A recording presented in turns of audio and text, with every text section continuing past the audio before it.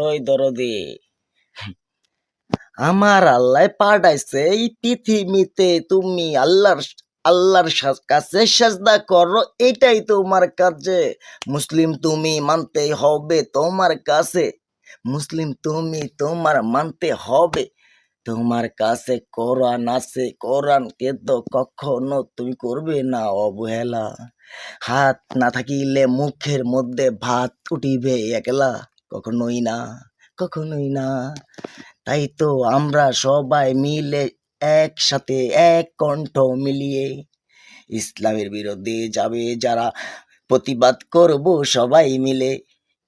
ধর্ম আমার ইসলাম, মুসলিম আমি, এ আমার গর্ব।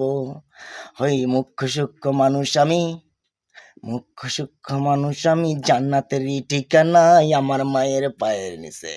তাই তো বাবা মা বাইসা থাকলে, তাই তো বাবা মা বাইসা থাকলে মুরিদ ধরা যাবে না রে।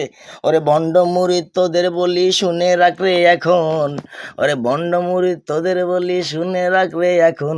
তোদের মতো ভণ্ড আমি নয়, হইতে পারি মূর্খ আমি, মাপ চাবো আমার মায়ের কাছে।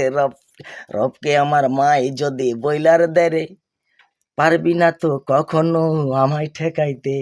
কারণ আমার মায়ের দোয়া, আমার বাপের দোয়া আমার মাথার উপর যদি থাকে, কখনো তো পারবে না আমায় কেউ, কখনো তো পারবে না আমায় কেউ হারাতে, হারাতে। মনের মধ্যে সাচ্চা দিল সাদা দিল নিয়ে চলি আমি, মনের মধ্যে চারনাপতি নাই তো কোনো হিংসা। কারণ মানুষের সাথে হিংসা নিন্দা করা যাবে না কখনোই। তাই তো আমি হিংসা কারোর সাথে করি না। আপনাদেরকেও বলতে চাই, বাবা মাকে দিবেন না কখনো কষ্ট। তার কারণ হচ্ছে যদি দেয় একবার আরশের মালিকের কাছে হাত তুইলা বিচার, এ কালো তো পাবেন না আপনি, ও কালো কখনো পাবেন না। তাহলে ওই পারের যদি দরকার পড়ে, মায়ের সেবা করো আগে, মায়ের সেবা করো আগে।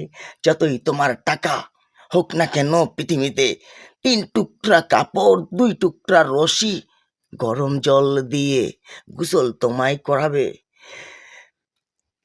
দুর্গন্ধ হওয়ার কারণে তোমার লাশ কবরে দিয়া আসবে রে। একবারও তো পিছন ফিরে তাকাবে না কেউ, তখন তোমার টাকা পয়সা হবে কিও?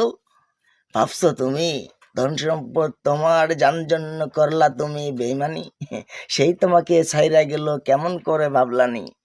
একবারও কি ভাবো নাই তুমি? কষ্ট যদি দেই আমি, সেই কষ্ট আমার কাছে ফিরে আসবে আবার।